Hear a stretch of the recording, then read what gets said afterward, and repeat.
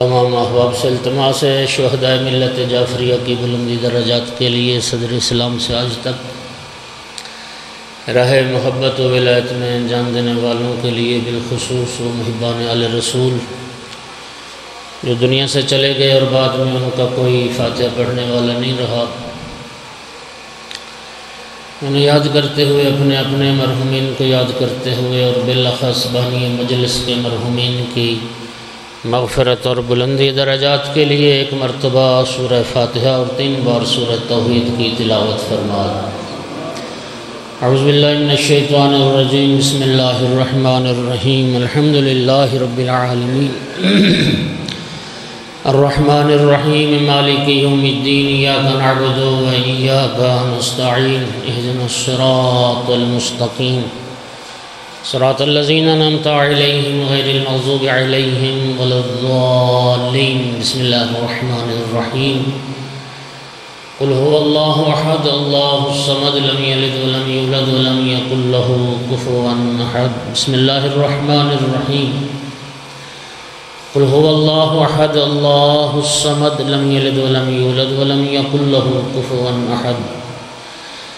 بسم اللہ الرحمن الرحیم، قل هو اللہ احد اللہ الصمد لم یلد ولم یولد ولم یکن له کفوا احد۔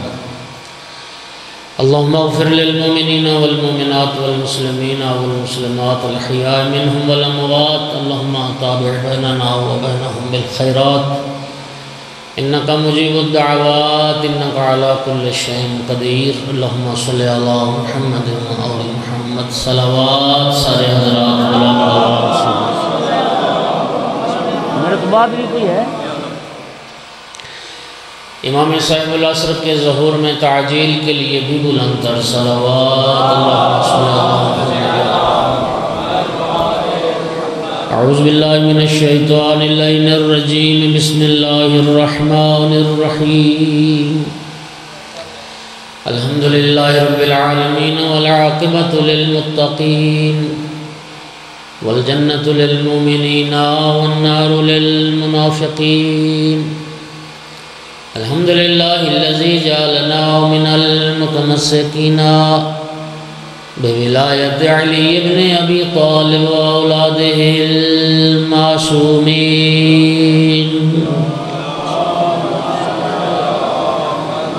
الحمد للہ الذی جعلنا من الباقین علی سید الشہداء واولادہ واصحابہ المظلومین۔ الصلاۃ والسلام والتحیۃ والاکرام علی رسولہ الکریم شفیع المذنبین انیس الغریبین ورحمۃ للعالمین، عانی العبد المؤید الرسول المسدد المحمود الاحمد المصطفى الامجد ابا القاسم محمد۔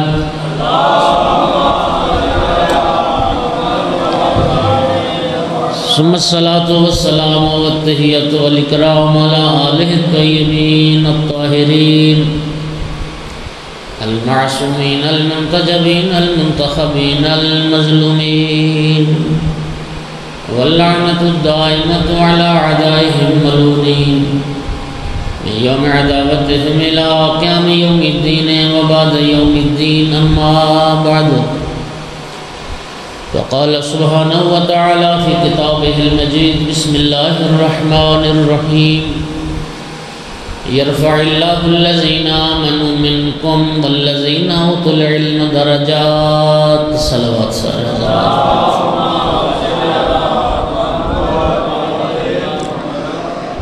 سامعین گرامی، سورہ مبارکہ مجادلہ 28واں پارہ ایک چھوٹا سا حصہ ہے آیت مجیدہ کا جو میں نے تلاوت کیا ہے۔ اس آیت میں اللہ رب العزت نے ان لوگوں کا تذکرہ فرمایا ہے جن کے درجات اللہ نے بلند فرمائے۔ آپ یقیناً جاننا چاہیں گے کہ خالق کی نگاہ میں وہ کون سے لوگ ہیں خداوند عالم نے جنہیں عزت و عظمت سے سرفراز فرمایا ہے۔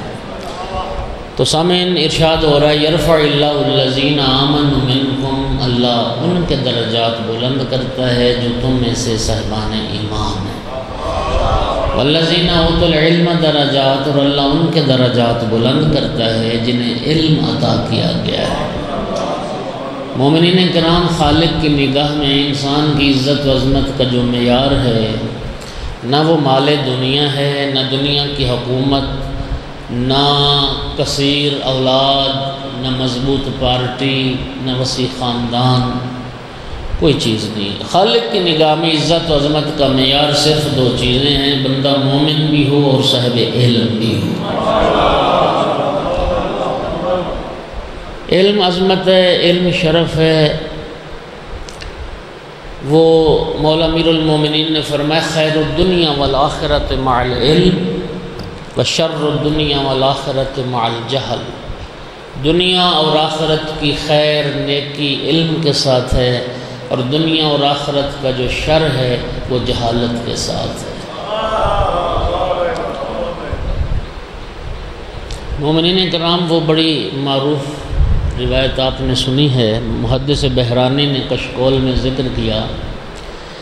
10 بندے آئے تھے مولا امیر المومنین کے پاس، اور ہر کسی نے ایک ہی سوال کیا، یا علی علم افضل ہے یا مال دنیا افضل ہے؟ تو مولا امیر المومنین نے ہر سائل کو ایک علم کی فضیلت پر ایک نئی دلیل ہر سائل کے جواب میں ذکر کی۔ جب پہلا آیا یا علی علم افضل ہے یا مال، فرمایا علم افضل ہے، دلیل کیا ہے؟ فرمایا مال فرعونوں کی میراث ہے، علم انبیاء کی میراث ہے۔ دوسرا یا علی علم افضل ہے یا مال، فرمایا علم افضل ہے، دلیل کیا ہے؟ فرمایا مال والے کے دشمن زیادہ ہوتے ہیں، علم والے کے دوست زیادہ ہوتے ہیں۔ اگلا یا علی علم افضل ہے یا مال، فرمایا علم افضل ہے، دلیل کیا ہے؟ فرمایا مال خرچ کرنے سے کم ہو جاتا ہے، علم خرچ کرنے سے بڑھتا ہے۔ اگلا یا علی علم افضل ہے یا مال، فرمایا علم افضل ہے، دلیل کیا ہے؟ فرمایا مال کی تم حفاظت کرتے ہو، علم تمہاری حفاظت کرتا ہے۔ اگلا یا علی علم افضل ہے یا مال، فرمایا علم افضل ہے، دلیل کیا ہے؟ فرمایا علم عالم لاہوت کی چیز ہے اور مال عالم ناسوت کی چیز ہے۔ اگلا یا علی علم افضل ہے یا مال، فرمایا علم افضل ہے، دلیل کیا ہے؟ فرمایا مال پرانا ہو جاتا ہے، علم کبھی پرانا نہیں ہوتا۔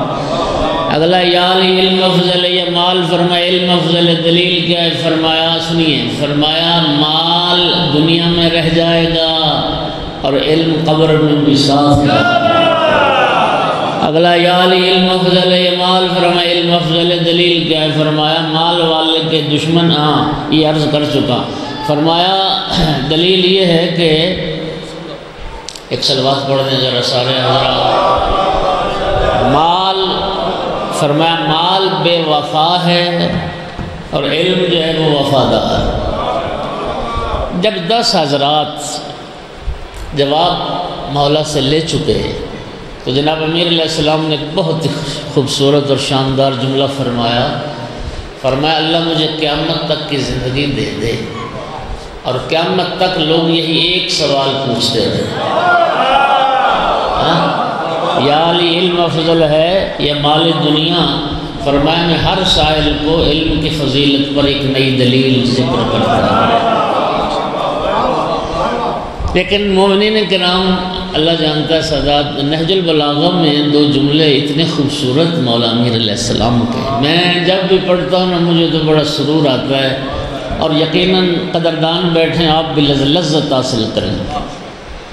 فرماتے ہیں کفا بالعلم شرفا ان یدعیہ من لا یحسنہ۔ بات نہج البلاغہ کی آ گئی تو میں عرض کروں کہ ابھی سوشل میڈیا پہ بھی وہ وائرل کی ہے انہوں نے کہ اب نہج البلاغہ میں دشمنان اہل بیت نے تحریف کر کے، ہاں جی، ان میں تغیر و تبدل کر کے نہج البلاغہ چھاپا ہے۔ ہمیں دشمن سے محتاط رہنے کی ضرورت ہے، اور نہج البلاغہ کے مطالعے کے لیے اب الحمدللہ علماء نے ایک ترغیبی سلسلہ شروع کیا ہے۔ ایک انعامی مقابلہ بھی ہو رہا ہے جولائی میں، وہ بھی آپ تک پہنچ گیا ہوگا جی۔ اس کے کچھ سوال ہیں، سوال نامہ ایک انہوں نے شائع کیا ہے، اس سوال نامے کو آپ نے پر کرنا، جواب دینے، نہج البلاغہ مطالعہ بھی ہو جائے گا، ایک ترغیب، ایک تشویق، یہ ضرور نہج البلاغہ کا مطالعہ فرمائیے، اور اللہ تعالی ہمیں اس گراں بہا اور گراں قدر کتاب کی عزت کی توفیق عطا کرے۔ میں عرض کر رہا تھا، 2 جملے سنی نہج البلاغہ سے، فرماتے ہیں کفا بالعلم شرفا ان یدعیہ من لا یحسنہ ویفرح بہ اذا نسب الیہ۔ فرماتے ہیں کہ اگر علم کی فضیلت پر کوئی دلیل نہ ہو، علم کی فضیلت کے لیے صرف اتنی ساری بات کافی ہے کہ جاہل کو بھی عالم کہہ دو تو خوش ہو جاتا ہے۔ سبحان اللہ، کیا دیکھیے، ہمیں کوئی عالم کہتا ہے تو ہم ناراض تھوڑی ہوتے ہیں، آپ کو کوئی عالم کہتا ہے تو آپ ناراض تھوڑی ہوں گے۔ نسبت علم سے ہر کوئی راضی ہوتا ہے، ہر کوئی خوش ہوتا ہے، نسبت علم سے کوئی ناراض نہیں ہوتا۔ اور اگلا جملہ سننا، وَقَفَا بِالْجَهْلِ ضَمًّا أَن يَبْرَأَ مِنْهُ مَنْ هُوَ فِيهِ۔ فرمایا جہالت کی مذمت پر کوئی دلیل نہ ہو، جہالت کی مذمت کے لیے اتنی ساری بات کافی ہے کہ جاہل کو بھی جاہل کہہ دو تو ناراض ہو جاتا ہے۔ ایک جاہل بھی یہ پسند نہیں کرتا کہ کوئی مجھے جاہل کہے۔ علم عزت ہے، علم شرف ہے۔ اچھا، اتنی دلیلوں سے مولا نے کیا فرمایا کہ علم افضل ہے مال دنیا سے۔ اچھا، اب ہم اپنا جائزہ لیں، ہر بندہ اپنے گریبان میں جھانکے کہ میں مال دنیا کی تلاش میں زیادہ مگن ہوں یا علم کی تلاش۔ بس یہی سوال میں نے چھوڑ دیا، جواب ڈھونڈتے رہیے، صلوات پڑھو سارے حضرات۔ یقین کیجئے، دنیا میں کسی دین اور کسی مذہب کے جو راہبر ہیں، انہوں نے اپنے پیروکاروں پر تحصیل علم کے لیے اتنا زور نہیں دیا جتنا محمد و آل محمد علیہ السلام نے تحصیل علم پر زور۔ آپ حیران ہو جائیں گے، بارگاہ رسالت میں ایک بندہ حاضر ہوتا ہے، یا رسول اللہ اگر کوئی بندہ مر رہا ہو، روح نکلنے والی ہو، احتضار کی حالت طاری ہو، یا رسول اللہ اس بندے کو کیا کرنا چاہیے؟ فرمایا علم حاصل کرنا چاہیے۔ امام جعفر صادق علیہ السلام نے فرمایا تھا، نحن العلماء بشیتنا متعلمون، ہم عالم ہم ہیں اور ہمارے شیعہ طالب علم۔ ساری زندگی طالب علم رہو، طالب علمی ختم نہیں ہوتی۔ اسلام واحد وہ دین ہے جس میں طالب علمی ختم ہونے کا تصور نہیں ہے۔ میں جسارت کر رہا ہوں، ہمارا معاشرہ کیا ہے، بندہ یہ 10 جماعتیں پڑھ گیا، FA BA سب کیا کر لیا، تو ہم کہتے ہیں جی بس جی بچے کی تو تعلیم مکمل ہو گئی، ہاں ایجوکیشن کمپلیٹ ہو گئی۔ بہت کسی نے چھلانگ لگائی تو MPhil PhD کر لی، اس کے بعد تو پھر تعلیمی سلسلہ ختم ہو جاتا ہے۔ خدا جانتا ہے اسلام واحد دین ہے، اگر اس میں تعلیم کے ختم ہونے کا یا فارغ و تحصیل ہونے کا کوئی تصور ہوتا تو نبی پاک کبھی نہ فرماتے اطلب العلم من المہد الی اللحد، ماں کی گود سے قبر تک علم حاصل کرتے رہے۔ آپ قرآن کا مطالعہ کر لیں، حضرت موسیٰ علیہ السلام صاحب شریعت صاحب کتاب تھے، اللہ پاک نے حکم دیا موسیٰ جاؤ مجمع البحرین پر، وہاں جا کے میرے ایک بندہ ہے، جا کے اس سے علم حاصل کرو۔ حضرت موسیٰ صاحب شریعت صاحب کتاب نبی، آپ سرکار دو عالم کی بات کرتے ہیں، وہ ہستی جو عقل کل تھی اور کل عقل تھی، جو علم کل تھی اور کل علم تھی۔ اللہ پاک اپنے محبوب کو بھی حکم دے رہا ہے، یہ آیت سب کو یاد ہے، کیا حکم دے رہا ہے؟ وَقُلْ رَبِّ زِدْنِي وَقُلْ رَبِّ زِدْنِي عِلْمًا، محبوب تو بھی میری بارگاہ میں علم کے اضافے کی دعا کرتا رہے۔ تو قدردان میں ایک جملہ کہنے لگا ہوں، میرا بھائی دین اسلام واحد دین ہے جہاں نبی بھی فارغ و تحصیل نہیں ہے، یہاں تو انبیاء فارغ و تحصیل نہیں ہے۔ تو میں 4 جماعتیں نہیں پڑھے، اور اپنے آپ کو عقل کل اور علم کل سمجھنے لگ جائیں تو یہ ہماری سب سے بڑی بھول ہے، ہماری سب سے بڑی غلطی ہے۔ طالب علم رہو، ہمیشہ طالب علم سیکھنے کی جستجو میں رہو۔ کتنا کرم کیا اللہ رب العزت نے ہم پر، امام حسین علیہ السلام کے صدقے میں ہمیں مجلس کی صورت میں ایک مکتب عطا فرمایا۔ دنیا کے کسی مذہب و ملت میں تبلیغ دین، ترویج دین، بلکہ ترویج علوم کا ایسا مؤثر ذریعہ نہیں ہے جیسا اللہ نے مولا حسین کے صدقے میں ہمیں عطا کیا۔ میں سادات کرام عرض کیا کرتا ہوں، اور یہ میرا تجزیہ ہے، آپ میرے انشاءاللہ میری تائید کریں گے۔ میں عرض کرتا ہوں کہ قوم شیعہ، جوان ہوں، بوڑھے ہوں، جی ملت کے ہر فرد کے پاس جو دینی معلومات ہیں، مذہبی معلومات ہیں، چاہے وہ عقیدے کے حوالے سے، اخلاقیات کے حوالے سے، چاہے وہ تاریخ و مقتل کے حوالے سے، چاہے وہ ائمہ کی سیرت کے حوالے سے، جی جتنی بھی، چاہے قرآن کے حوالے سے، حدیث کے حوالے سے، جتنی بھی قوم شیعہ کے پاس، ہمارے اپنے ملک کی بات کر رہا ہوں، مذہبی جو دینی معلومات ہیں، 90% معلومات اسی مجلس امام حسین کا صدقہ ہے۔ کتنے لوگ مطالعہ کرتے ہیں، کتنے لوگ کتابیں پڑھتے ہیں، کتنے لوگ لائبریریوں کا رخ کرتے ہیں، اور کتنے گھروں میں لائبریریاں ہیں، اور کتنے لوگ علماء کے پاس آنا جانا ہے۔ سب سے زیادہ جو معلومات قوم کے پاس ہیں، اسی مجلس امام حسین کا صدقہ ہے جی۔ اور وہ بھی اس صورتحال میں جو صورتحال آپ کے سامنے ہے، اور انٹرنیٹ نے اب کھول کھول کے ہر شے آپ کو دکھا دی اور سنا دی۔ اور اب ایمان سے ذرا سوچیں میرے بھائیوں، کوئی فرقہ مسلمانوں میں ایسا نہیں ہے جس کے اتنے دینی پروگرام منعقد ہوتے ہوں جتنے قوم شیعہ کے ہوتے ہیں۔ آپ اپنے مکھنہ والی کا اندازہ لگا لیں، پورا سال میں کتنی مجالس ہوتی، کتنے پروگرام، کتنے اجتماعات ہوتے ہیں، اور باقی فرقوں کے کتنے ہوتے ہیں۔ میں عرض کیا کرتا ہوں کہ بلا آپ بھی تائید کریں گے، سال کے بعد ایک میلاد النبی کا جلسہ کرواتے ہیں، وہ بھی سڑکوں پہ بیریئر لگا کے اور روک روک کے چندہ مانگ کے وہ ایک جلسہ کرواتے ہیں۔ سب سے زیادہ پروگرام قوم شیعہ کے ہوتے ہیں، سب سے زیادہ بجٹ دین کے نام پہ قوم شیعہ خرچ کرتی ہے۔ اللہ آپ کو سلامتی عطا کرے۔ میں عرض کر رہا ہوں، ایک نیت بھی سن لے، بات آگئی مجلس کی تو ایک نیت بھی سن لے۔ من خرج من بیتہ لیطلب بابا من العلم، نبی کریم کا ارشاد ہے، جو بندہ گھر سے نکلا اس نیت سے کہ چلو آج منڈی بہاؤالدین میں، یعنی پھالیہ میں، مکھنہ والی میں، وہ قرب و جوار میں کہیں ذکر پاک ہے، مجلس ہے، صاحبان علم آ رہے ہیں، چلو چل کے جاتے ہیں، کوئی ایک بات علم کی سیکھ کے آتے ہیں۔ رسول اللہ نے فرمایا فَهُوَ سَالِكٌ عَلَى سَبِيلِ الْجَنَّةِ، جو اس نیت سے گھر سے نکلتا ہے پھر وہ منڈی بہاؤالدین کی سڑکوں پہ نہیں چل رہا، وہ جنت کے راستے میں چل رہا ہے۔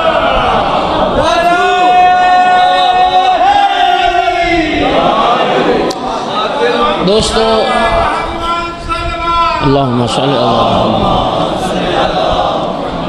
علم کا راستہ ہی جنت کا راستہ، علم کا راستہ ہی، اور مکتب تشیع مذہب شیعہ تو مذہب علم ہے۔ سامعین گرامی، اگر ذمہ دار لوگ ممبروں پر ہوتے تو نہ جانے قوم کا علم، شعور، اخلاقیات کہاں پہنچ گیا۔ ناراض نہ ہوئی، ایک بات کرنے لگا ہوں، ہو بھی جائیں گے تو میرا کیا بگڑے گا۔ پہلے ہماری جو مجلس ہوتی تھی نا، وہ ایک عبادت ہوتی تھی، اور واقعاً ہم مجلس کو مکتب سمجھتے تھے۔ اب ناراض نہ ہوئی، اب مجلس فن کا درجہ اختیار کر گئی ہے۔ فن، علم اور فن دو الگ الگ چیزیں ہیں، اب فن ہے۔ ابھی بات سمجھ نہیں، یہ تو واضح کر کے کہہ دوں، پہلے علماء آتے تھے ممبروں پہ، اب فنکار آتے ہیں ممبروں پر، چونکہ فن بن گیا، ایک کاروبار ہے۔ وہ پہلے ہوتا تھا نا، ایک سیاست ایک کاروبار ہے، کروڑوں لگاؤ پھر اربوں کماؤ، اب یہ بھی کاروبار ہو گیا۔ ہاں، پہلے لوگ، اب میں کیا واضح کروں، چھوڑتا ہوں اس ساری بات کو۔ اور خدا کے لیے جو ایک بات علم کی سیکھنے کے لیے مجلس میں آتا ہے، رسول اللہ فرماتے ہیں وہ جنت کے راستے پہ چل رہا ہوتا ہے۔ علم کا راستہ جنت کا راستہ ہے۔ مذہب شیعہ مذہب علم ہے، مکتب تشیع مکتب علم ہے۔ دلیل کیا ہے؟ بڑی سادہ اور خوبصورت۔ کیوں کہا میں نے کہ مکتب تشیع مکتب علم ہے؟ اس لیے کہ دنیا کے کسی مذہب کا امام باقر العلوم نہیں ملے گا۔ دنیا کے کسی مذہب کا امام باب مدینہ علم نہیں ملے گا۔ اللہ نے ہمیں وہ امام عطا فرمائے، کوئی علوم نبیین کا باقر نظر آتا ہے، کوئی شہر علم نبی کا باب نظر آتا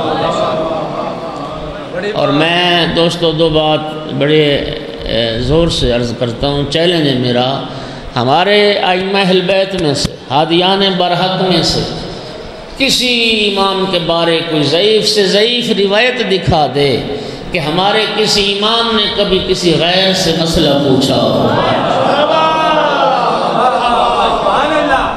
کوئی نہیں دکھا سکے گا۔ جو غیر سے مسئلہ پوچھتا نظر آئے وہ امام نہیں ہوتا۔ وہ امام ہم دکھاتے ہیں، دنیا نے جو امام بنائے در بدر کی ٹھوکریں کھا کے آتے تھے مولا امیر المومنین کے دروازے پر۔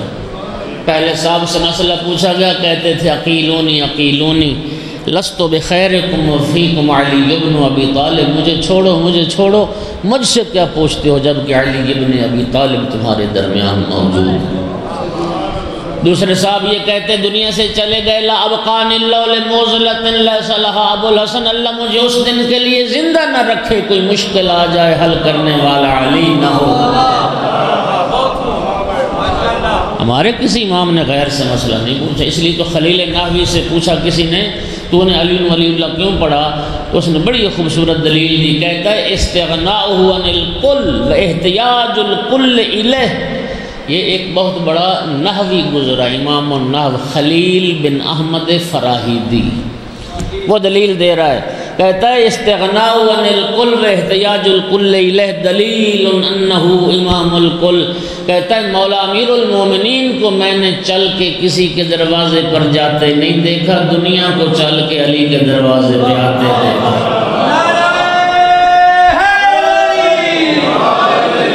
مولا علی علیہ السلام کا ہر کسی سے بے نیاز رہنا اور ساری دنیا کا علی کا محتاج ہونا، یہ دلیل ہے علی کل کا امام ہے۔ اور دوسرا چیلنج ہمارے ہادیان برحق میں سے کسی امام معصوم کے بارے میں کوئی ضعیف سے ضعیف روایت دکھا دے کہ امام سے مسئلہ پوچھا گیا ہو اور امام نے جواب کے لیے مہلت مانگی ہو۔ جو کتاب دیکھ کے مسئلہ بتائے یا جواب دینے کے لیے مہلت مانگے وہ بھی امام نہیں ہوتا۔ وَكُلَّ شَيْءٍ أَحْصَيْنَاهُ فِي إِمَامٍ مُبِينٍ۔ یہ میں نے مقدمتاً چند باتیں کیوں کی؟ پرسوں کا جو دن گزرا 25 شوال، امام جعفر صادق علیہ السلام کی شہادت کا دن۔ دو روایتیں امام کی شہادت کی۔ 15 شوال ہمارے ملک میں 15 شوال امام کی شہادت کی تاریخ منائی جاتی ہے، لیکن ایران عراق کے معاشرے میں 25 شوال جو پرسوں دن گزرا یہ امام کی شہادت کا دن منایا جاتا ہے۔ امام جعفر صادق علیہ السلام وہ شخصیت ہیں جن کے متعلق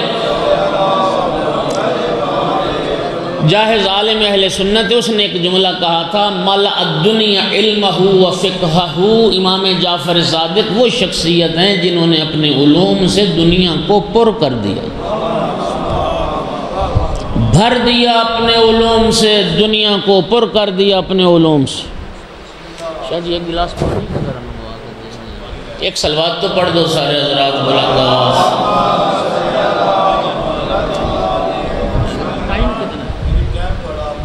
اچھا جی چلو ٹھیک ہے پھر۔ اچھا اللہ تعالیٰ جی مہربانی۔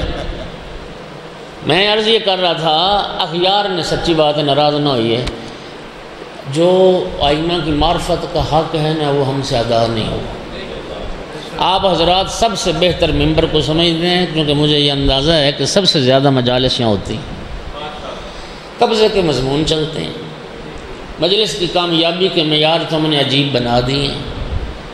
جی دو تین ائمہ کا فضائل کے حوالے سے ذکر زیادہ ہوتا ہے، دو تین ائمہ کا مسائل کے حوالے سے ذکر زیادہ ہوتا ہے، باقی ائمہ کا نہ فضائل پڑھے جاتے ہیں نہ مسائل پڑھے جاتے ہیں۔ امام صادق علیہ السلام کے بارے میں ہماری معلومات کیا ہیں؟ میں خیر دو ہی چیزیں جانتے ہیں۔ ایک تو یہ جانتے ہیں کہ ہمارا مذہب جعفری ہے، جی مذہب امام جعفر صادق، اور دوسرا 22 رجب کنڈوں کی نیاز کا پتہ ہے کہ امام جعفر صادق کی نیاز ہوتی جی۔ فرانس میں ایک تحقیقاتی ادارہ ہے جہاں پر دنیا کی مختلف یونیورسٹیوں کے پروفیسرز ڈاکٹرز نے امام صادق علیہ السلام کی علمی خدمات پر ریسرچ کی۔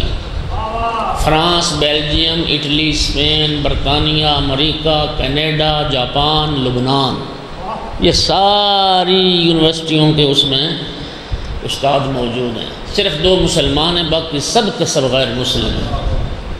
انہوں نے امام صادق علیہ السلام کی علمی خدمات پر ریسرچ کی اور اس ریسرچ کو کتابی شکل دی اور اس کا نام رکھا سپر برین ان اسلام۔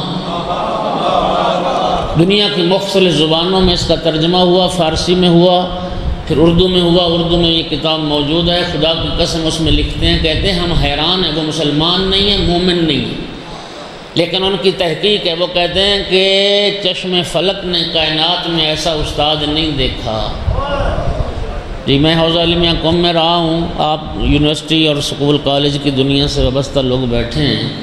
ہمارے حوزہ علمیہ قوم میں ایک اصطلاح رائج ہے، کہتے ہیں جی 2 درس تھوڑے ہوتے ہیں، 3 درس زیادہ ہوتے ہیں۔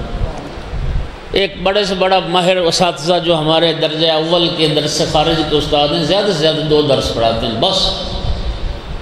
یونیورسٹیوں میں بھی تقریباً اسی طرح ہوگا، ایک استاد کتنے زیادہ سے زیادہ علوم فنون پڑھا سکتا؟ 2-4 بس، اس سے زیادہ نہیں۔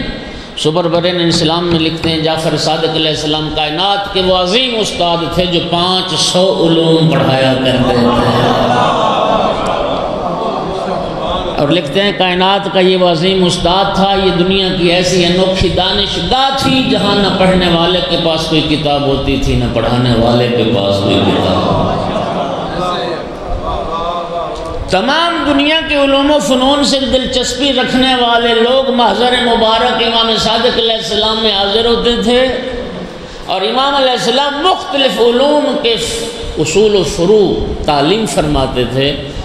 جس بندے کو جس فن سے دلچسپی تھی پھر اس کے بارے میں سوال کرتا تھا، امام جواب دیتے تھے، ان کو تختیوں پر لکھتے تھے۔ کاغذ چین میں بنتا تھا، کاغذ اتنا عام نہیں تھا، پھر گھر جا کے علوم کاغذ پر منتقل ہوتے تھے، کتابیں تدوین ہو رہی تھی دنیا کے مختلف علوم۔ یہ ہماری بہت بعد کی تقسیم ہے، شہید مرتضیٰ مطہری نے اس کو کنڈم کیا۔ انہوں نے کہا یہ غلط ہے یہ کہنا کہ یہ دین کے علوم ہیں، جو یونیورسٹیوں میں پڑھائے جائیں وہ دنیاوی علوم ہیں، جو مدرسوں میں پڑھائے جائیں وہ دینی علوم ہیں۔ وہ فرماتے ہیں تمام علوم جن کی انسانی مسلمان معاشرے کو ضرورت ہے وہ سب کے سب دین کے علوم۔ امام صادق کے محضر میں طب نہیں پڑھائی جاتی تھی، فلکیات نہیں پڑھائے جاتے تھے، ارضیات نہیں پڑھائے جاتے تھے، جغرافیہ نہیں پڑھایا جاتا تھا، کیمسٹری نہیں پڑھائی جاتی تھی۔ علم کیمیا کیمسٹری کا بابا آدم جابر ابن حیان شاگرد امام جعفر صادق علیہ السلام کا، اور سپر برین اسلام میں لکھتے ہیں کہ آج بھی یورپ کی یونیورسٹیوں میں 200 رسالہ علم کیمیا میں جابر کے ہاتھ کا لکھا ہوا موجود ہے۔ اور میں سمجھتا ہوں اسی چیز کی طرف شاعر مشرق اقبال نے اشارہ کیا، مگر وہ علم کے موتی کتابیں اپنے آبا کی انہیں دیکھوں جو یورپ میں تو دل ہوتا ہے سی پارا۔ اقبال کہتا ہے میں اپنے بزرگوں کی علمی میراث کو جب یورپ کی یونیورسٹیوں میں دیکھتا ہوں تو میرا دل ٹکڑے ٹکڑے ہوتا ہے۔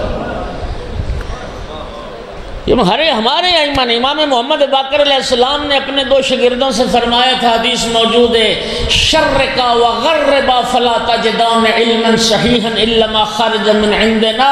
آقا نے فرمایا تھا مشرق سے مغرب تک چلے جاؤ، دنیا کا کونا کونا چھان مارو، علم وہی ہے جو ہمارے گھر سے نکلے۔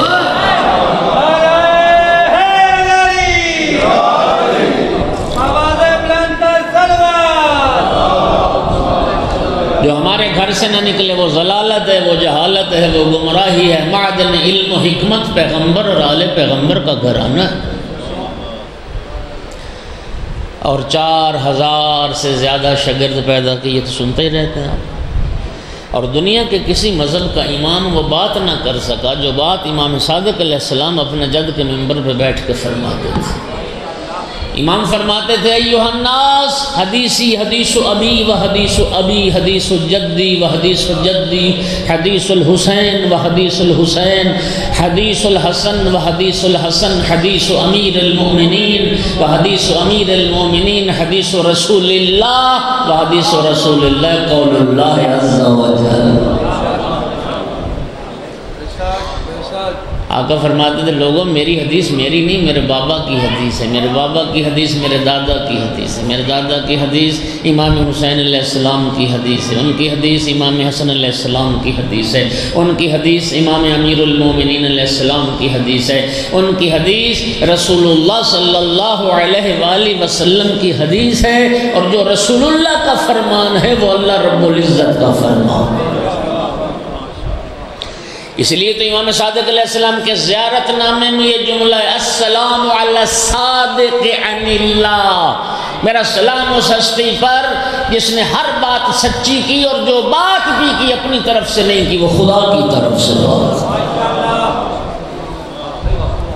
ہاں دنیا کا ہے کوئی امام، اور پھر امام علیہ السلام نے ایسے شاگرد پیدا کیے، کہتے ہیں ہماری آپ کیا سمجھتے ہیں کہ مدینے میں امام کا جو وہ مدرسہ علمیہ تھا ریاض الجنہ، یہی ریاض الجنہ مقام جو تھا یہی مدرسہ علمیہ تھا۔ میرے خیال میں گھبرا گئے ہیں، تھک گئے ہیں حضرات، چلو سنتے ہیں، اللہ آپ کو جزائے خیر دے۔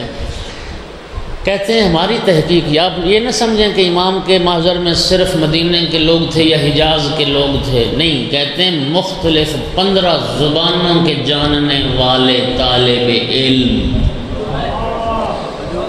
جی امام کے محضر میں آتے تھے۔ اگلی بات بہت ہی خوبصورت کی، کہتے ہیں امام صادق علیہ السلام کائنات کے یہ عظیم استاد ہیں جو ہر شاگرد کو اس کی زبان میں درس پڑھایا کرتے تھے۔ جی ٹرانسلیٹ، امام کو ترجمان کی ضرورت نہیں ہوتی، امام عالم بکل لغت من لغات الدنیا، دنیا کائنات میں بولی جانے والی ہر زبان کو سمجھتا ہے۔ آپ کا سمجھ صرف انسانوں کی زبان نہیں، جنات کی زبان بھی سمجھ، حیوانات کی زبان بھی سمجھ، چرند پرند کی زبان بھی سمجھ۔ مسجد کوفہ جو حضرات دیکھ چکے ہیں، اس کا جو مرکزی دروازہ ہے اس کا نام ہے باب ثعبان، آج بھی لکھا ہوا ہے۔ ثعبان عربی میں اژدہا کو کہتے ہیں، بہت بڑا ناگ اژدہا کو ثعبان کہتے ہیں۔ یہ ثعبان نام کیوں پڑا؟ مولا امیر المومنین علیہ السلام منبر پہ جلوہ فروز تھے تو ایک بہت بڑا اژدہا اس دروازے سے داخل ہوا، لوگ گھبرا گئے تو مولا نے فرمایا گھبراؤ نہیں، بس اس کو راستہ دے دو، آنے دو۔ لوگوں نے راستہ دے دیے، وہ اژدہا بہت بڑا منبر کے پاس چلا گیا، مولا امیر کے پاس، اس نے اپنا منہ بلند کیا اور مولا امیر المومنین نے یوں کان جھکا اس کی طرف، تو پتہ نہیں کیا کی بات اس نے، اور مولا نے اس کو کیا فرمایا، بس تھوڑی دیر کے بعد پھر وہ واپس چلا گیا جس راستے سے آیا تھا۔ لوگ حیران ہو گئے، مولا یہ کیا تھا؟ فرمایا یہ قوم جنات کا ایک قبیلہ اس کا سردار تھا، اور اس کے قبیلے میں کسی بات پہ جھگڑا ہو گیا ہے، اس کا حل پوچھنے مجھ سے آیا۔ اللہ اکبر، توجہ ہے حضرات گرامی۔ اور میرا بھائی سانپ اژدہا ان کے بھی مسائل جو حل کرے، ان کی زبان کو بھی جو سمجھے، سانپ کو دیکھ کے ڈر جائے اور رونے لگ جائے، وہ امام نہیں ہوتا۔ صلوات پڑھ دو محمد والے محمد کی ذات پہ بلندہ۔ ہمارا امام وہ ہے جو گہوارے میں اژدر کو چیر کے رکھ دے۔ معاویہ نے پھر بہت عرصہ نا، یہ تو باب ثعبان کے نام سے مشہور ہو گیا دروازہ، معاویہ نے ایک طویل عرصہ اس دروازے پہ ہاتھی باندھنے کا حکم دیا کہ ہاتھی باندھا جائے، اور اس دروازے کو باب الفیل کے نام سے پکارا جائے، چونکہ ثعبان کے نام سے پھر وہ واقعہ یاد آتا تھا، پھر مولا کی عظمت یاد آتی تھی جی۔ تو پھر ہوا کیا، کافی عرصہ ہاتھی بھی بندھوایا گیا، لیکن جہاں ہاتھی پہنچا وہیں ہاتھی والے بھی ہاں ختم ہو گیا سب کچھ، لیکن وہ عظمت آج بھی زندہ اور موجود ہے۔ توجہ کر رہے ہیں؟ ہر شاگرد کو اس کی زبان میں درس پڑھایا جاتا تھا، اور امام نے شاگرد پیدا کیے۔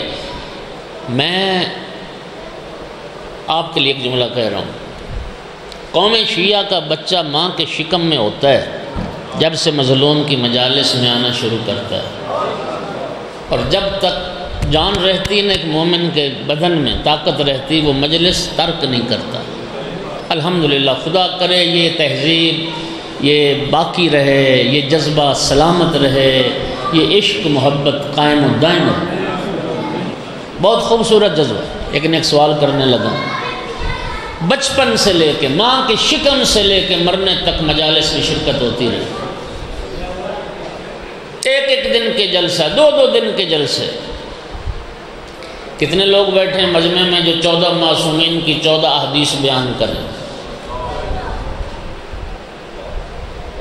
ساری زندگی مجلسیں سنی اور 14 معصومین کی 14 حدیث بھی بیان نہ ہو سکیں۔ امام نے کیا کیا شاگرد پیدا کیے۔ ابان ابن تغلب وہ شاگرد تھا، 30,000 احادیث امام کی یاد تھی۔ محمد ابن مسلم سقفی 16,000 احادیث امام کی یاد تھی۔ یہ ابان ابن تغلب وہ شخصیت تھی جسے امام نے فرمایا اجلس فی مسجد المدینہ وافت الناس انی احب ان یرا فی شیعتی مثلک۔ ابان مسجد نبوی میں بیٹھ جا، فتویٰ دیا کر، میرے جد کا دین لوگوں کو بتا، میں جعفر صادق پسند کرتا ہوں، میرے شیعوں میں تیرے جیسے لوگ نظر آئیں۔ محمد ابن مسلم سقفی 16,000 حدیث کوفے کا رہنے والا تھا۔ کوفے سے کچھ مومن آئے مدینہ امام صادق علیہ السلام کے پاس، کچھ مسائل دریافت کیے۔ میرے مولا صادق علیہ السلام نے فرمایا آئندہ کوئی مسئلہ پیش آئے تو محمد ابن مسلم سقفی سے پوچھ لینا، اور محمد ابن مسلم سقفی کے جواب کو میں جعفر صادق کا جواب سمجھنا۔ زرارہ ابن آیون، ابو بصیر، معروف ابن خربوز، حشام ابن حکم، مومن طاق، ایسے شاگرد امام نے پڑھا۔ اور جتنے نام میں نے لیے یہ سارے نام امام فرماتے ہیں لولا ہؤلاء لندرست آثار النبوہ، اگر یہ لوگ نہ ہوتے، یہ میری اور میرے بابا کی احادیث کو جمع کرنے والے یہ نہ ہوتے، نبوت کے آثار مٹ جاتے ہیں۔ یہ وہ شخصیات ہیں جنہوں نے آثار نبوت کو محفوظ بنایا ہے۔ حشام ابن حکم جو تھا نا، بڑا جلیل المرتبت یہ شخصیت تھی، 18 سال صرف عمر تھی۔ کتنی؟ نوجوان ہوتا ہے، 18 سال کا نوجوان امام کا شاگرد، اور اتنا قابل اور اتنا قابل اعتماد، ذمہ دار ہوں اپنے لفظوں کا، کہ جب حشام آتے تھے نا، حشام ابن حکم امام صادق کے پاس، قان الامام الصادق علیہ السلام یکرمہ ویرفعہ لہ من مقامہ، جب یہ حشام آتا تھا امام صادق علیہ السلام کرسی چھوڑ کے اس کی تعظیم کے لیے کھڑے ہو جاتے تھے، اس کا اکرام کرتے تھے۔ راوی کہتا ہے مینا میں خیمے لگے ہوئے تھے، حج کا موقع تھا، اور سارے اصحاب امام کا جلیل المرتبت بلند شخصیات ساری بیٹھی تھیں۔ حشام داخل ہوا، امام صادق علیہ السلام تعظیم کے لیے کھڑے ہو گئے۔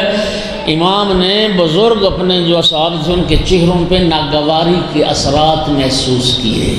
انہیں اچھا نہ لگا کہ ایک نوجوان کے لیے امام تعظیم کے لیے کھڑے ہو گئے۔ امام علیہ السلام نے ان کی ناگواری کو دیکھ کے فرمایا ھذا ناصرنا بقلبہ ولسانہ، فرمایا یہ حشام اپنے دل سے بھی اور اپنی زبان سے بھی ہمارا مددگار ہے۔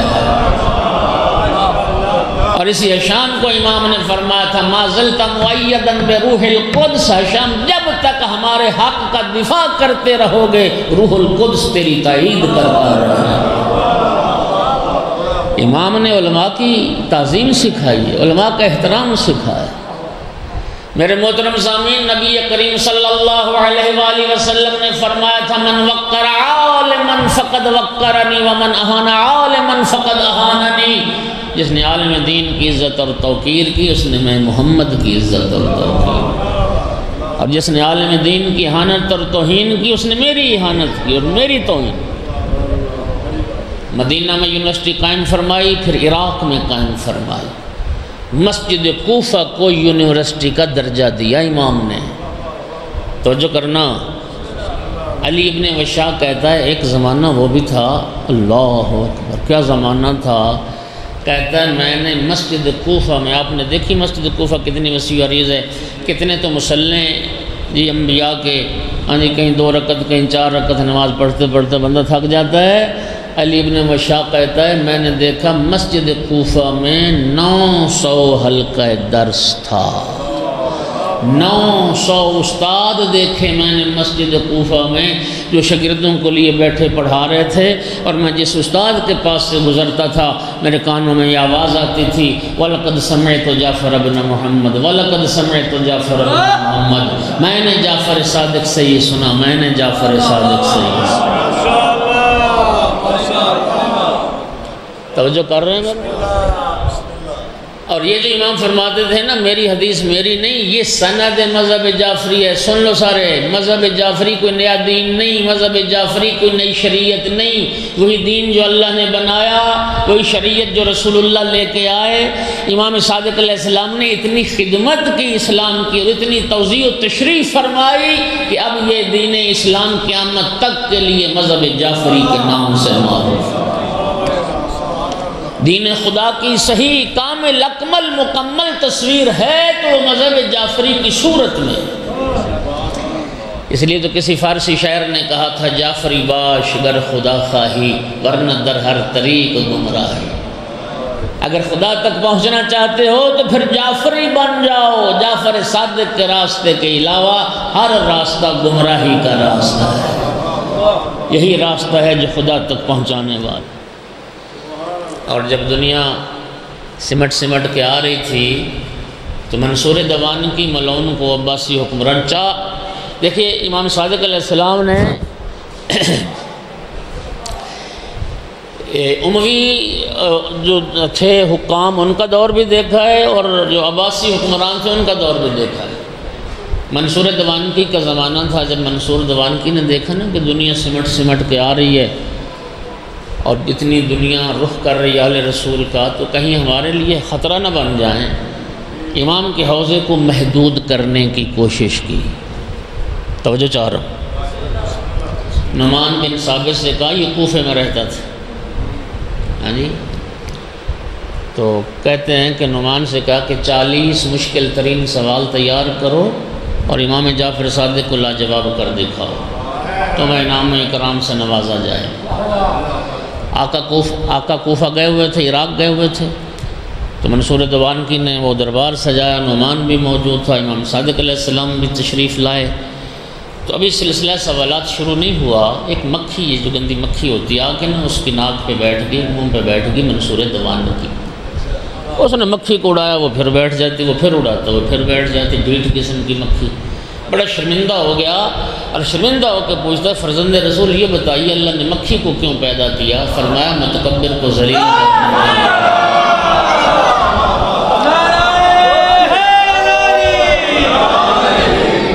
در حقیقت امام نے ایک پیغام دیا کہ بدبخت تو ایک اللہ کی چھوٹی سی مخلوق کے سامنے عاجز ہے، حجت خدا کو عاجز کرنا چاہتا ہے،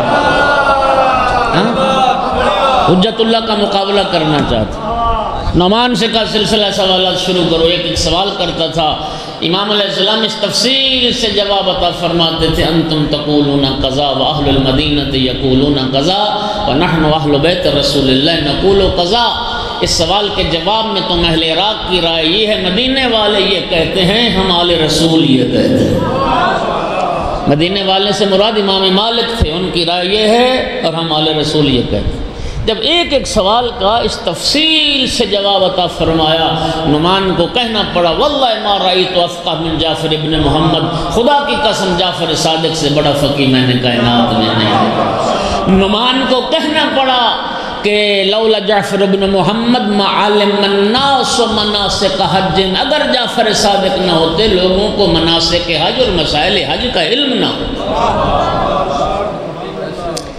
اور اس کے بعد یہ باتیں سنی آپ کی ساری، 2 سال پھر مدینے میں امام صادق علیہ السلام کی شاگردی میں رہا، اور پھر نعمان کہتا تھا لولا السنتان لہلک النعمان، اگر وہ 2 سال امام جعفر صادق کی شاگردی والے نہ ہوتے تو نعمان ہلاک ہو جاتا۔ میں کہتا ہوں صرف چہرے تبدیل ہوئے، نعرہ پرانا ہے، پہلے بھی کسی نے کہا تھا لولا علی نہ ہوتے میں ہلاک ہوں۔ اللہ اکبر اللہ اکبر۔ توجہ چاہ رہا ہوں میرے محترم سامعین، علم کی طرف آؤ، عقل کی طرف آؤ، دلیل کی طرف آؤ۔ میں دوستو یقین فرمائیے اس کتاب کی ایک بڑی اچھی بات ہے، اگر ذرا سن لیں تو مجھے بہت لطف آیا یہ بات پڑھ کر۔ وہ کہتے ہیں کہ کیا بات ہے، دنیا میں بڑے بڑے مذہب، عقیدے، نظریے آئے، وقت کے ساتھ ساتھ ختم ہو گئے۔ آقا موجودہ لائبریری میں کتاب پڑھی ہوگی، شہرستانی کی ایک کتاب ہے الملل والنحل۔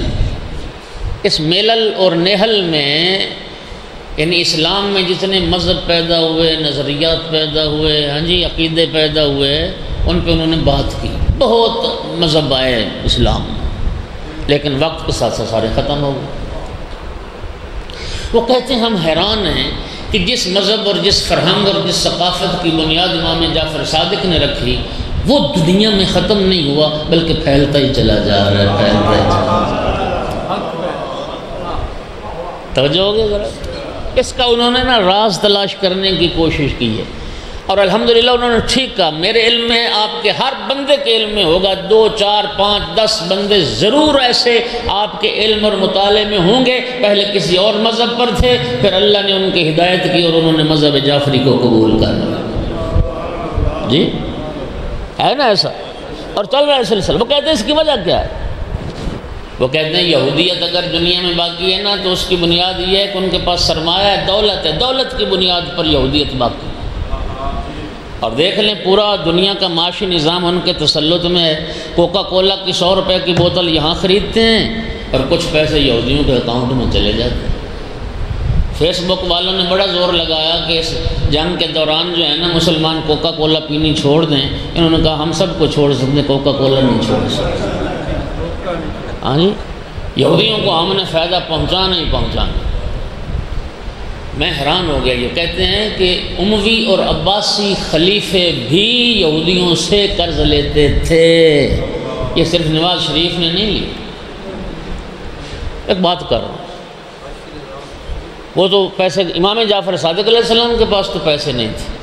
آپ کیا سمجھتے ہیں؟ انہوں نے لکھا اس کتاب میں امام جعفر صادق کے مکتب کے فارغ التحصیل کو تو یہ بھی امید نہیں تھی کہ کسی شہر کی مسجد کا انہیں خطیب بنا دیا جائے گا یا کسی شہر میں قاضی لگ جائے گا، نہیں، انتہائی سختی کی تھی امام صادق کے مکتب والوں پر۔ علامہ ذیشان درجوادی صاحب نے یہ بات لکھی بڑی خوبصورت، کہتے ہیں کہ ایک دور وہ بھی آ گیا کہ منصور دوانکی نے ٹیکس لگا دیا کہ مکتب امام صادق سے کوئی مسئلہ پوچھے گا 1 درہم ٹیکس دینا پڑے گا، اور نعمان کے مکتب سے کوئی پوچھے گا تو حکومت 1 درہم انعام دے گی۔ ہائے ہائے، ادھر جاؤ گے اور خدا کی قسم مذہب شیعہ خیر البریہ کے علاوہ سب مذاہب یا حکومتوں کے پروان چڑھائے ہوئے ہیں یا ایجنسیوں کے پروان چڑھائے ہوئے ہیں۔ واحد مکتب ہے جس نے کسی حکومت کی چھتری کا سہارا نہیں لیا اور کسی ایجنسی کے ذریعے وجود میں نہیں آئی، اپنے حق و حقیقت کی بنیاد پر قائم ہے اور اپنی حقانیت کی بنیاد پر قائم، اور طول تاریخ اسلام میں شیعہ واحد مذہب جس نے ہر زمانے کی ظالم اور جابر حکومت کے زمانے میں ان سے ٹکر لی ہے اور اپوزیشن کا کردار ادا کیا ہے اور ہمیشہ کلمہ حق ادا کیا اور ہمیشہ قربانیاں دی۔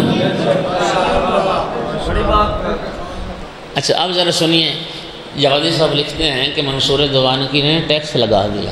امام جعفر صادق سے مسئلہ پوچھو گے ان کے مکتب سے تو 1 درہم ٹیکس دینا پڑے گا، اور نعمان سے پوچھو گے تو حکومت 1 درہم تمہیں دے گی۔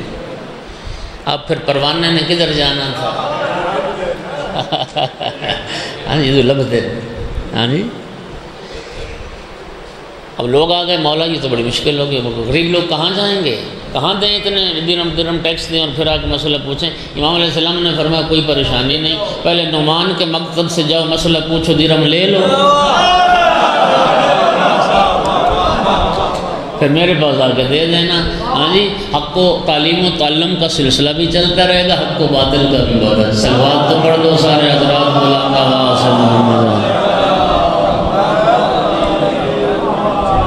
تو سنیے، بڑی قیمتی بات ہے، اس پہ پتہ نہیں آپ کتنا غور کریں گے، میرے پاس اب وقت نہیں زیادہ، میں تفصیل میں جاؤں گا نہیں۔ کہتے ہیں کہ جس بات نے مذہب جعفری کے فروغ کا، اس کے پھیلنے کا، اس کی نشر و اشاعت کا جو چیز سبب بنی وہ یہ تھی کہ امام صادق علیہ السلام کے مذہب میں امام نے بحث پر پابندی نہیں لگائی، بحث کے دروازے کھولے۔ نحن ابناء الدلیل، یہ اہل تشیع کا نعرہ ہے، ہم دلیل کے لوگ ہیں۔ وہ اور لوگ ہیں جو اپنے پیروکاروں پر پابندی لگاتے ہیں، فلاں کی مجلس میں نہ جانا، فلاں کے محفل میں نہ جانا، فلاں کی گفتگو نہ سننا، فلاں کے قریب نہ بیٹھنا۔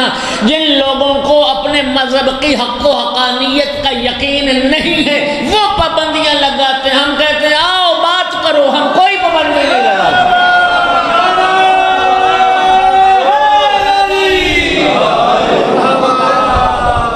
اور آپ جا کے تحقیق کر لو، جتنے لوگ مذہب جعفری کی طرف آئے ہیں نا، جس نے شیعہ سے بحث کی اور جس نے کوشش کی، پھر الحمدللہ اس کی آخری منزل مذہب جعفری تھی۔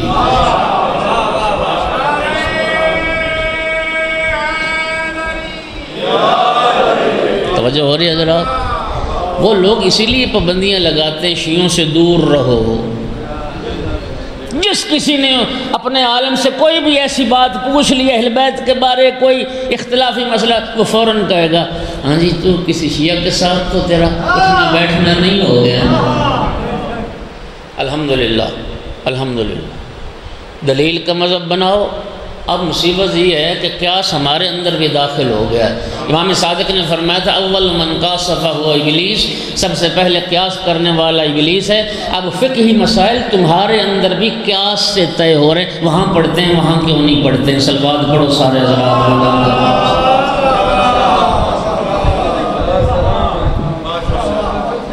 توجہ ہوگی حضرات؟ نعمان شاگرد رہا ڈائریکٹ، یہ شرف ہمارے امام کو حاصل ہے۔ دنیا کے مذاہب کے امام شاگرد ہیں امام جعفر صادق علیہ السلام۔ مالک ابن انس 10 سال امام کی شاگردی میں رہا، اور سنیے مالک کا جملہ کہتا ہے میں 10 سال مسلسل امام صادق علیہ السلام کے محضر میں حاضر ہوتا رہا، مختلف اوقات میں، کبھی دن کبھی رات کبھی صبح کبھی شام۔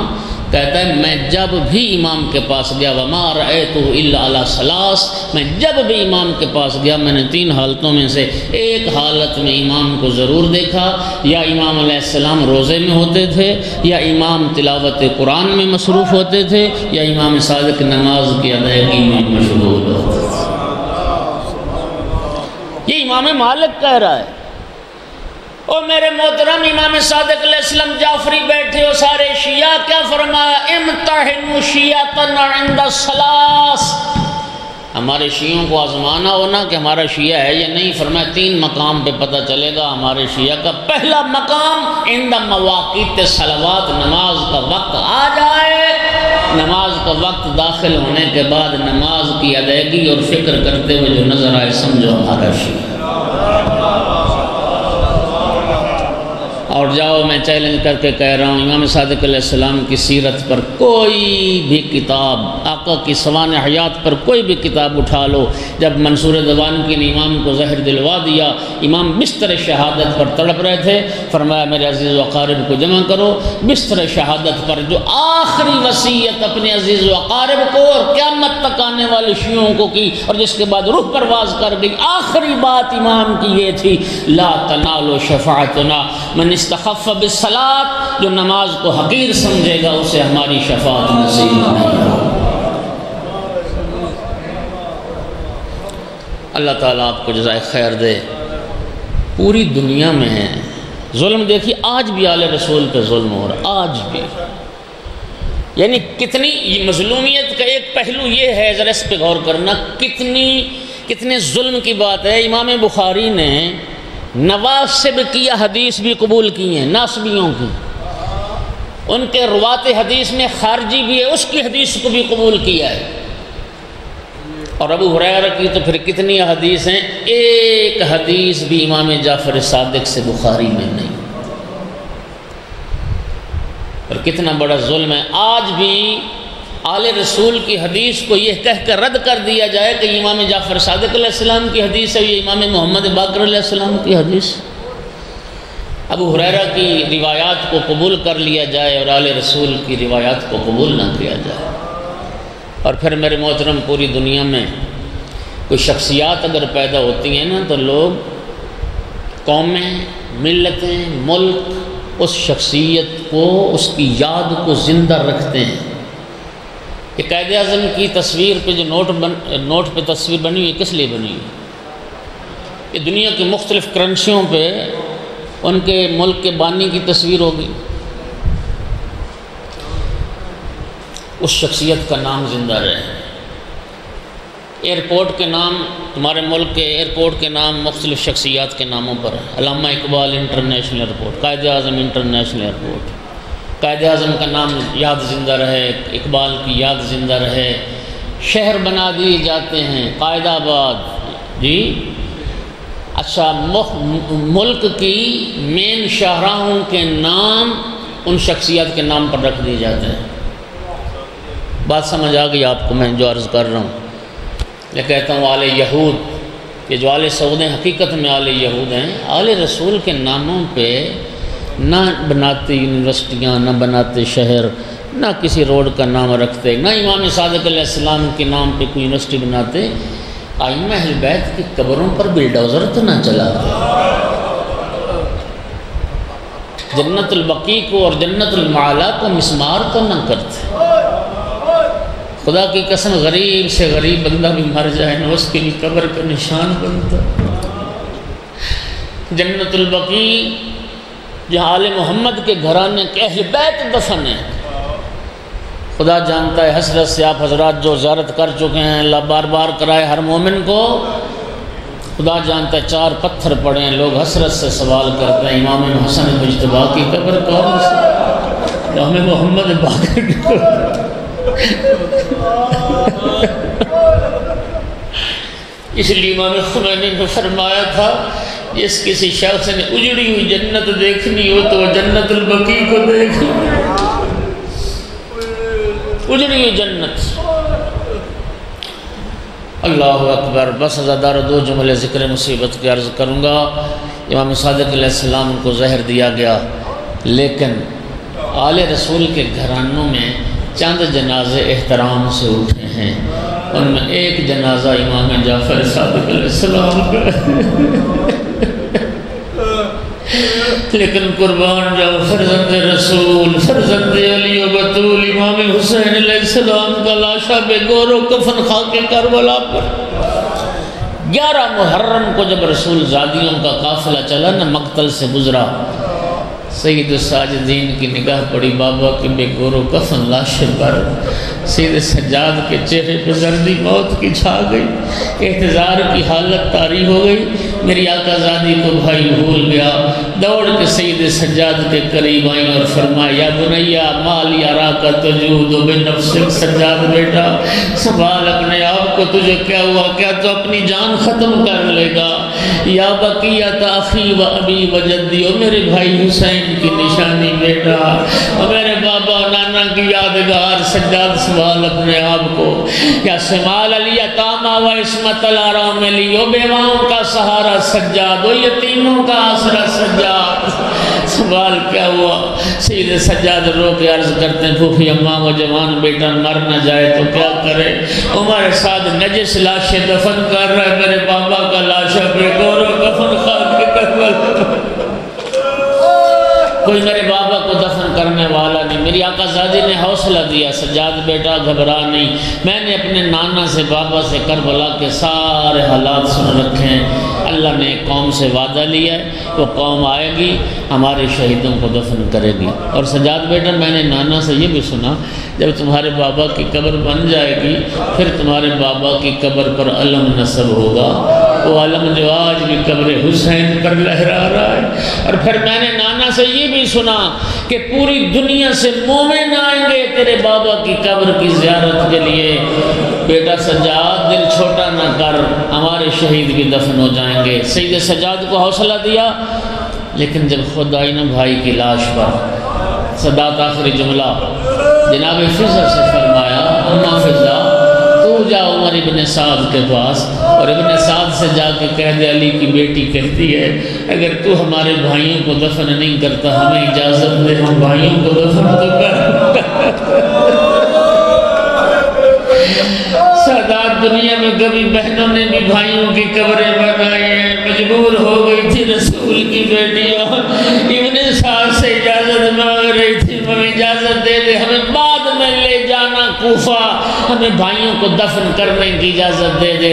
جناب فضا پیغام لے کے گئی، سادات غیر سادات مجھے معاف کرنا جملہ سخت ہے، پیغام لے کے گئی ابن سعد علی کی بیٹی بھائیوں کو دفن کرنے کی اجازت چاہتی ہے۔ ملعون کہتا فضا جا اپنی آقا زادی سے کہہ دے لاشیں تو مسلمانوں کے دفن کی مہر نبوت کا سوار حسین علی و بطول کا دل بند لاشا پہ گورو کفن خاکے کر۔ الا لعنت اللہ علی القوم الظالمین وسيعلم الذین ظلموا وأي منقلب ينقلبون ربنا تقبل منا انك انت السميع العليم۔